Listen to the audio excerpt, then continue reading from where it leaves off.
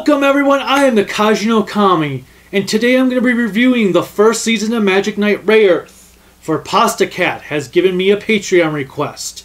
So Pasta Cat, you're awesome, thank you for your support, and I hope you like this review. Magic Knight Rayearth began life as a manga series by the four-woman team of Clamp in 1993, which was then turned into an anime in 1994. The series ran for 49 episodes in total, split across 2 seasons, one of 20 episodes, and the other consisting of 29. In this series, a trio of 14-year-old girls are transported from their home in Tokyo to a magical fantasy world called Sapphiroh, where they have to journey across the dangerous land to become the magic knights that will save the world from devastation. Of course! Rayearth fills pretty much every standard fantasy trope imaginable.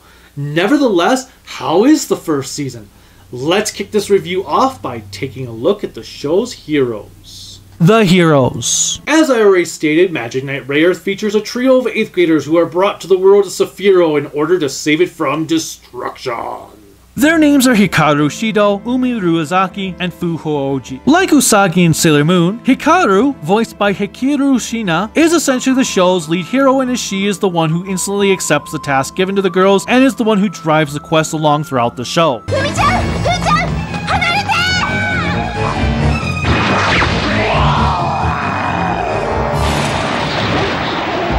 The only difference between Hikaru and Usagi is that Hikaru controls fire and she isn't as selfish. We come to learn her family owns a dojo, so she and her brothers were always helping out with that.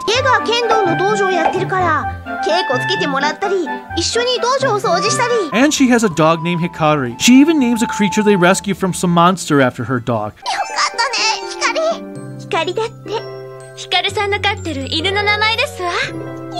Hikaru has a charm about her, as she is not afraid to ask logical questions when the need arises.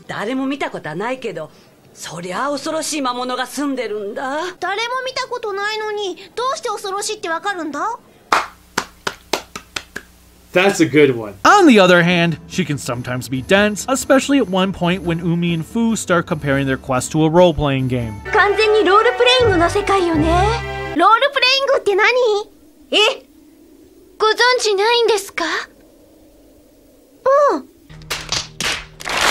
Hiroku Kasahara voices Fu, the Master of Wind.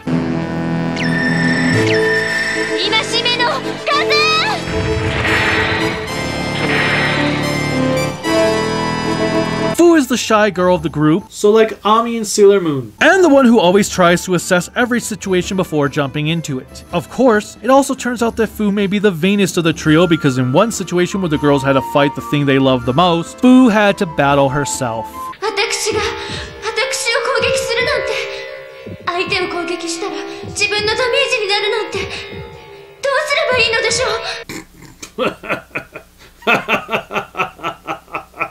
Of the three, I'd say she is my least favorite, as she barely has any development, at least in the first season, beyond a love relationship with the green-haired warrior boy that shows up every now and then named Furio.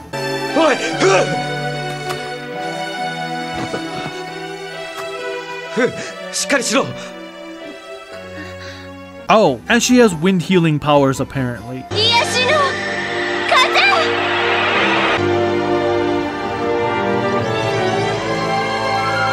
Last but not least is my favorite of the girls, Umi. Konami Yoshida does an excellent job on portraying this selfish brat who is quick to anger. You just got slapped. Yes, that really just happened. Aside from being selfish, she also disdains being chosen to save Sapphiroh, for it interferes with her upcoming fencing match, which she constantly repeats during every episode.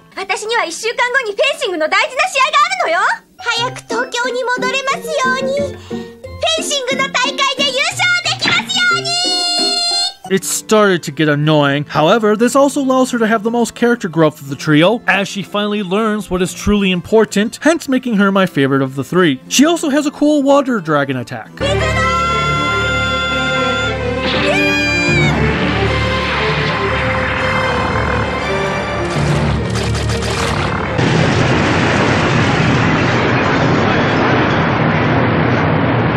I do like this moment here when she starts talking to Furio and this other girl who's an inhabitant of this world about storms.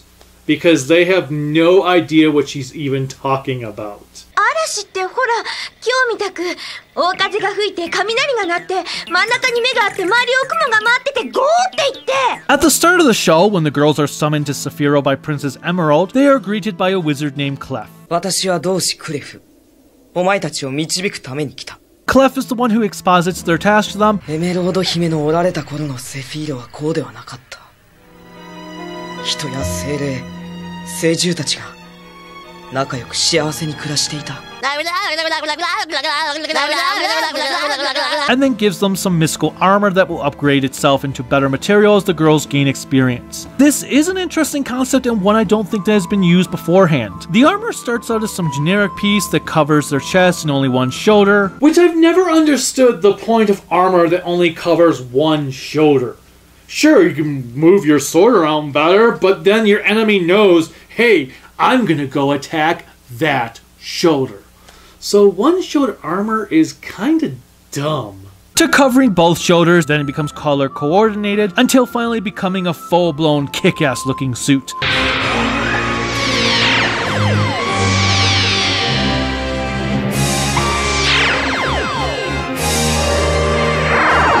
As for weapons, this is where the show frustrated me. Shortly after they begin their quest, they meet a blacksmith named Priscilla who gives them temporary weapons until they can find a special ore that will allow her to forge them their own specialized ones.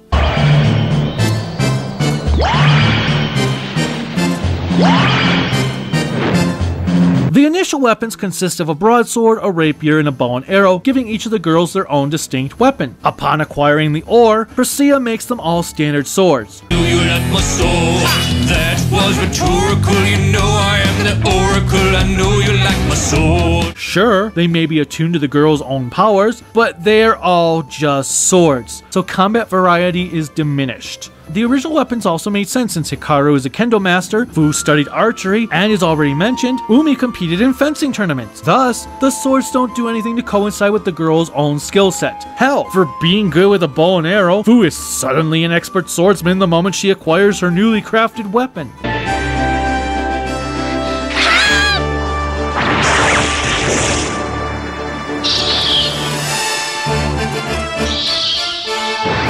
Then again, the character shields run rampant in this show. There is one moment when one of the villains takes control of our girls. Fu uses an attack that immobilizes Umi and Hikaru, so the villain starts to force Fu to attack her own comrades.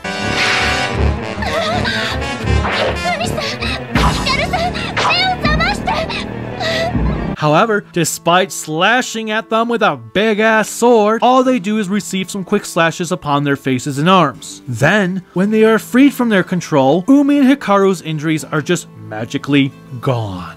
なんでこんなお嬢様たちに負けなあかんのやあなたは私より強かったですわならなんでや Moving on, the girls also have to locate a trio of ancient creatures known as rune gods that can transform into mecha. While cool looking, they don't actually do anything until the last 2 episodes of the season. As such, to talk about them would require major spoilers, so all I will say is that they aren't all that impressive in fight scenes. Most of the scenes are just them standing still while dialogue is exposited, and then they fire off an attack. Hopefully Season 2 will utilize them more so I can actually give them their own category in the review. The girls are accompanied by a mystical rabbit-looking creature known as Mokona. Or, if you are like me, you are constantly calling him Monokuma or Mokuba by mistake. Mokuba is— Son of a bitch! Mokona is a perverted little creature. 何よ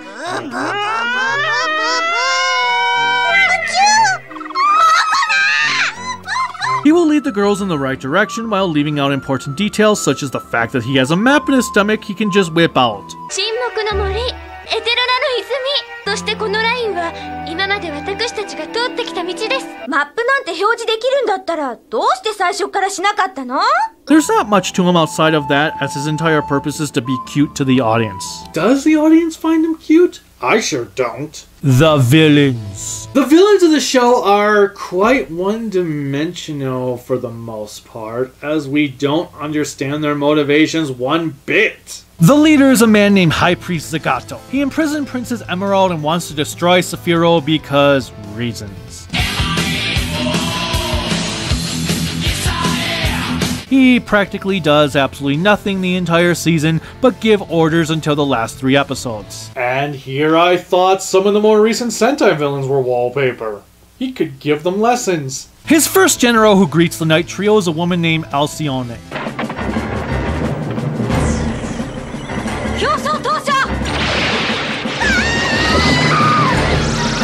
She is infatuated with Zagato. Why, I have no idea, since we are never shown a reason for her to feel that way towards him. She just is.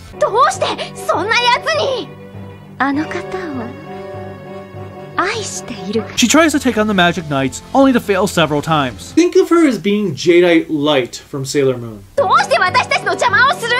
How rude. Show some respect. The next generals are far more important, which are the adopted kind of brother-sister combo with Ascot and Caldina. Ascot is a young boy who uses monsters for his plans. This includes a sand critter,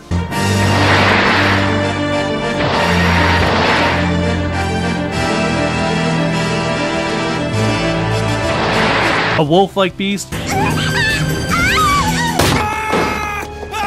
and a giant moth monster. No, it is not Mothra. It may sound like Mothra, it may look like Mothra, but it is most definitely not Mothra.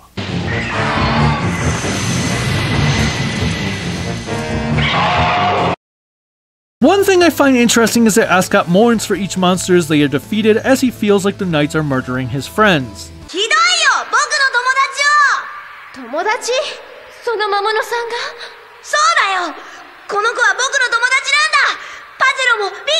Oh, bitch. As for Caldina, she may be my favorite character from the season, as she is pretty much only working with Zagato for money.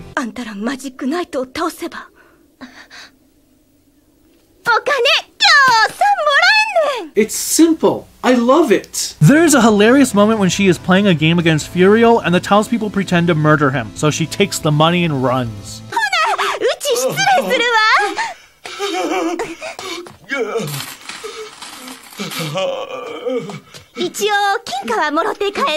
She can also cause illusions that will make your head spin.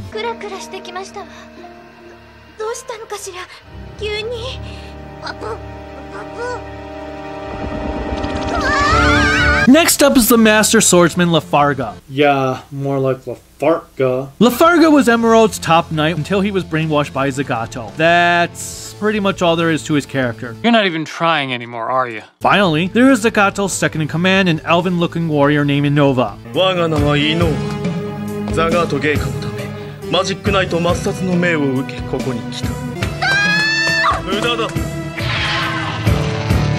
The animation and music. The animation is pretty much on par for what you would expect to find in a 90s anime, while the music is simply outstanding. Like I said, if you have seen nearly any anime from the 90s, you know what to expect here. They have the extremely pointed noses the character designs during that decade featured, static backgrounds, and boy do I mean static backgrounds. Look at this.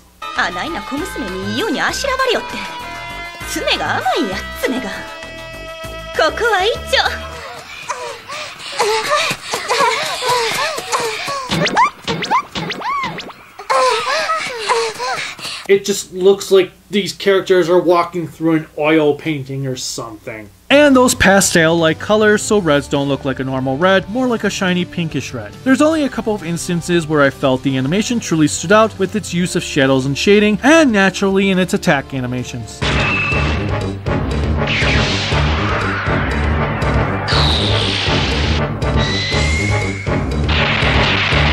For the most part though, it's basic. There were several moments of animation errors, such as this moment when Mokona was in 2 places in the same frame.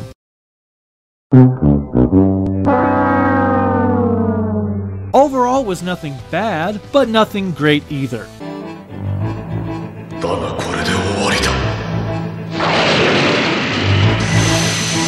Now the music is where this show really excels at. Hayato Matsuo has composed several anime series in his career, such as JoJo's Bizarre Adventure, Transformers Armada, Hellsing Ultimate, and Drifters. For Toku, he has done Kamen Rider Fives, along with multiple video games including Shenmue and the Dragon Quest series. It seems quite fitting that he has done several fantasy games, considering the show feels like an RPG in anime form, and his music does rock quite a bit.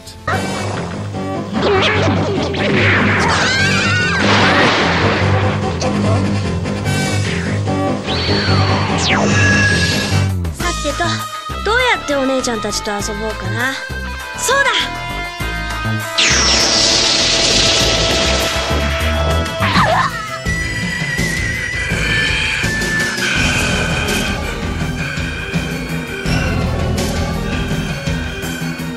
The opening song, Unyielding Wish by Naomi Tamura, is a decent opening.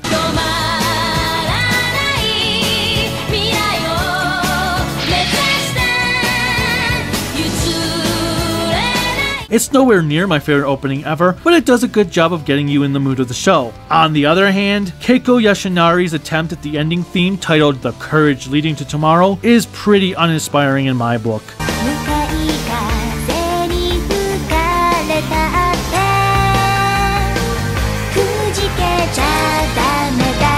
I just want to sleep whenever I hear it.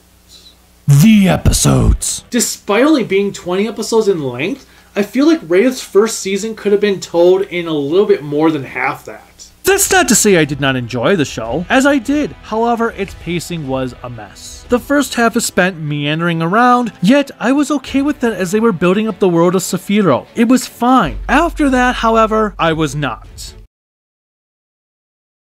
あの線、なんだろう。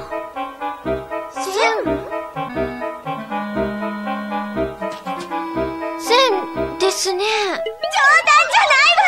コンビニもアイスクリーム屋も本屋さんさえないこの世界に一生いろっていうの。そんなの嫌よ。絶対嫌。 What's even worse is how the last 5 episodes of the season felt extremely rushed. It spent all this time on world building that when it came to feature what should have been some epic moments, they came out as nothing more than a passing Meh.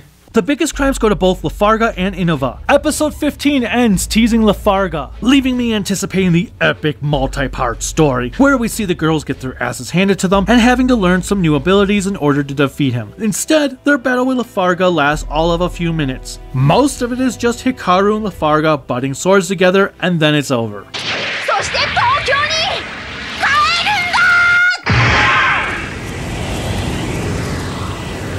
ヒカルさん。 The same goes for Innova. We get this nice revelation on what he actually is, only for it to be rendered moot as he's defeated in just a short time, rendering the whole thing moot. The worst part is the BS ending though. It may only be the end of season 1, but it was a shitty ass finale that made no sense at all. My least favorite episode of the show was the biggest waste of them all. It was episode 14, titled Hikaru, Umi, and Fu's Unyielding Wish. In this episode, the girls discovered the aforementioned map feature Mokina has. Afterwards, Fu and Umi are captured by a beam of white light,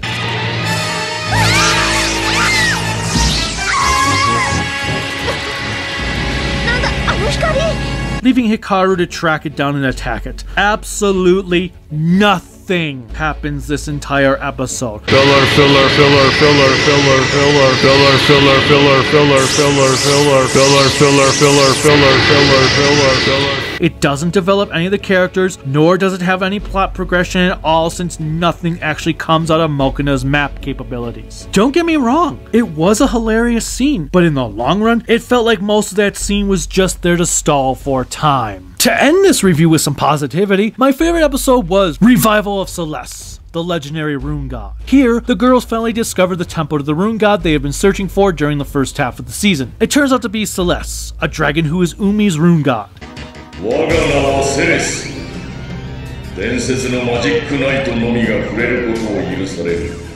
伝説のマシン。 While Celeste is interrogating Umi, Asuka takes over one of his monster friends to kill our heroes. マジックナイト、よくも僕の仲間を殺してくれたな。お前はみんな大事な友達だったんだ。 It features some of the best animation from the show, as I really love the shading in this one, plus the fight scenes are pretty cool. Not to mention the badass soundtrack when Celeste is first uncovered.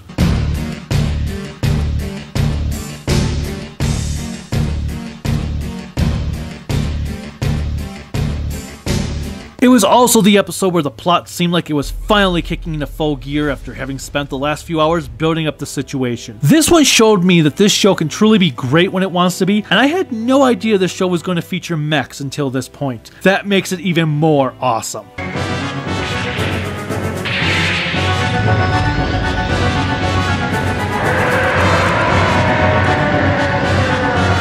Overall, while I didn't like the first season as much as I hoped I would, I didn't hate it either. It's just there was so much build up with very little payoff. Thus, I am going to give Rayearth Season 1 an average 3 out of 5 grown-ups in spandex. Nevertheless, I am looking forward to Season 2 as I cannot wait to see what it has to offer, especially now that the girls have acquired all their mechs and gear.